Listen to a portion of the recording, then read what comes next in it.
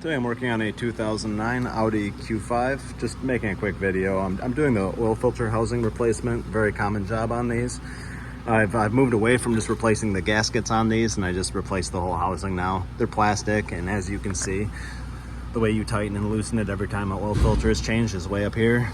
The way it attaches is way down here, so there's quite a bit of area where the filter housing can distort and no longer hold good pressure on the gasket surface. So it's best practice just to replace the whole thing. I've tried a couple times in the past just sticking new gaskets on these to save some money, and I've had pretty much bad luck with it, so now I just stick a whole new one on. Here's what it looks like. There's the filter housing. You can see how it attaches. There's one screw up here, and then there's three down there, and where you see that that brass bung, that's oil pressure sender goes there.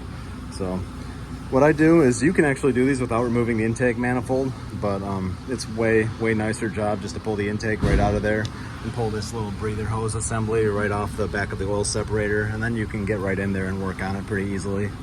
So this is many times the cause of what people that don't specialize on Audi, if you bring it to a quick lube place or someone that doesn't really work on a lot of Audis, they'll say your remain seal's leaking. It's very common for them to say this is a remain seal leak, because the way it leaks is right there on top of the trans.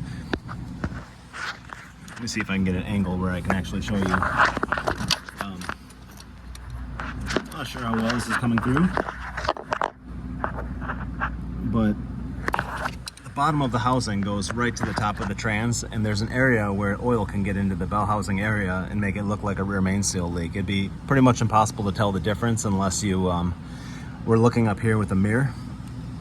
A lot of times with everything in place, if you're very careful, you can kind of get in there with a mirror like this or a smaller one and kind of sneak back here and see the bottom edge of the oil filter housing. Sometimes you can do it from the bottom, and right on this bottom edge, it'll be sitting like this. Right on this bottom edge, you'll see oil dripping.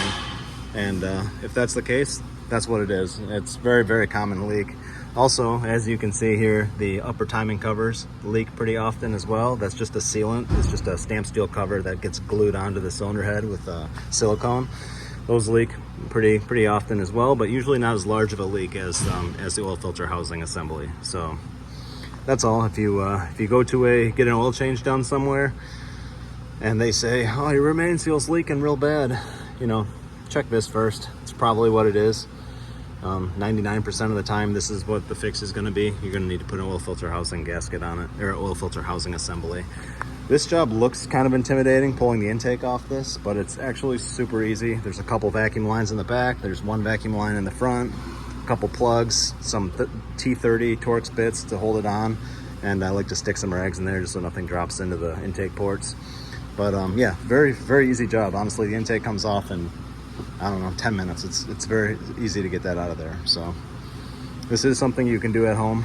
If you are mechanically inclined, I wouldn't be too afraid of this job.